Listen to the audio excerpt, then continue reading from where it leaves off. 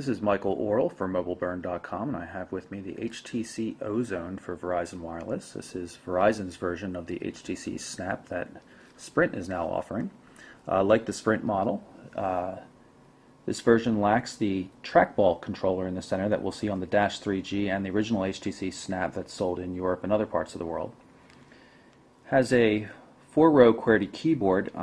Unlike the other Snaps, though, it's not exactly an offset keyboard. Verizon tried to maintain a grid layout for this, but it doesn't quite work out because while there are 10 keys in this row and 10 keys in that row, there's still 11 here. So you notice that this center row here, the keys are a little bit smaller than the other two.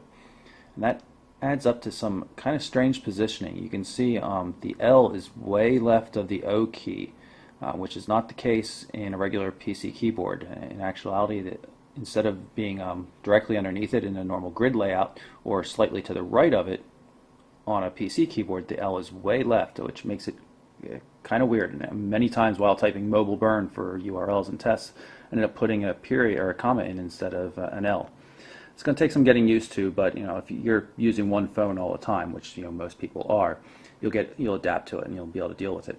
You can see on the back we've got a fixed focus 2-megapixel camera, a silver gray kind of back cover instead of the gloss and semi-gloss version found on the Sprint device.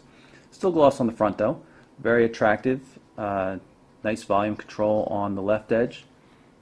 Not much to see on the right hand edge, and of course the mini USB connector on the bottom. HTC hasn't moved to micro USB yet. Very light, about 105 grams. Feels good in the hand, very comfortable. And D-pad and the other controls are just like those found in the Sprint. They have the exact same feel, and in fact the keypad feels exactly the same in terms of the click and everything. Quite nice keyboard, except for a little bit of the oddness there that you have to get used to in the arrangement. Here's a side-by-side comparison of the Ozone and the HTC Snap for Sprint. You can see how the keyboards differ. Ozone being straight rows as opposed to the curved and more obviously offset keys in the Snap. Control clusters are very similar. Different look on the back, but physically everything lines up exactly. These devices are almost clones of each other, with the exception of maybe some of the key shortcuts like the inner circle on the HTC Snap for Sprint.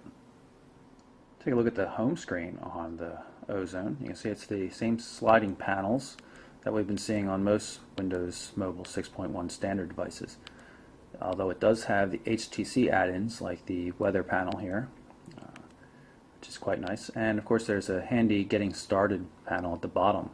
You can go through and it'll help you with wizards for setting up visual voicemail, email, Bluetooth settings, all sorts of stuff. And at the end there is an option to remove it from the home screen altogether, which is quite nice.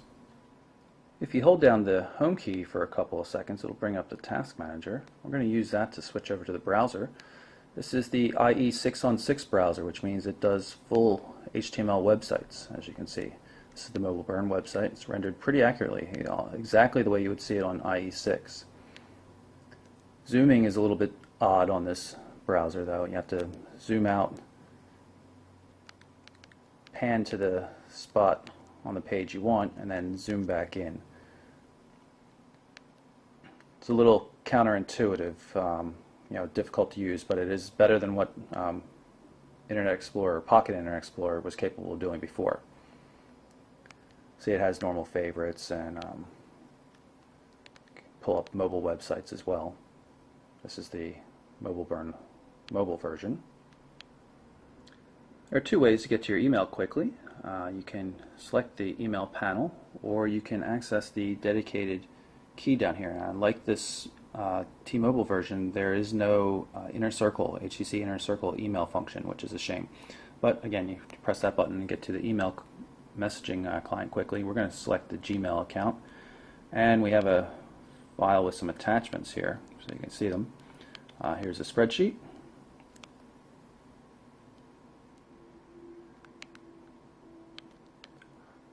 Word doc.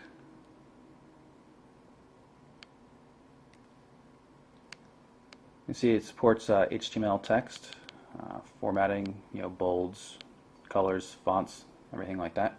Another cool feature is you can always search quickly for things just by typing It'll match up with subject or sender. Type DOC, and you'll see the 3 messages that have the word document in them, which is pretty handy. You can move left or right to get to other mailboxes, such as SMS and Outlook, if you have that set up.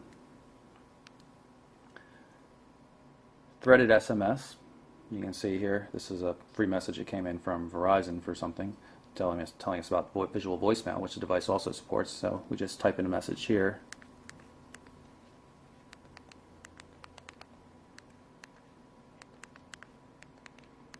And send it away, and you can see it stays in that IM look, which is popular right now. Pull up the calendar here. You can see we're in a day view right now, week view and monthly views. This is syncing with Google Calendar through a ActiveSync, Exchange ActiveSync connection. You can see we're synced up there with Google, not for mail. Gmail has to be configured separately, but for contacts and calendar, it still works as an Exchange server. This is the main menu. Nothing much to talk about here. A fair number of add-ons, extra applications. You can see this is the IM client, which Verizon charges for based on SMS rates. AIM, MSN Live, and Yahoo support. The Ozone also supports Verizon's VZ Navigator GPS navigation system. We've got the camera loaded up on the device. See, here's the menu. Pretty simple to use. And just press the center button to snap a photo. And then you have a nice D-pad controlled set of options, so I can delete that just by hitting right on the D-pad and then moving over to yes. Not great quality photos, lacks autofocus and things like that, but it's still very convenient to use. So that's our quick look at the HTZ Ozone for Verizon Wireless. Very nice device for people that were fans of maybe T-Mobile's Dash or the HTC Snap for Sprint. Still, lacks a 3.5mm headphone port, stuck on mini USB there, but nice keyboard feel and everything. Layout will take a little bit of getting used to, but good display, good specs all around. Again, that's the HTC Ozone for Verizon Wireless. I'm Michael Orrell for MobileBurn.com.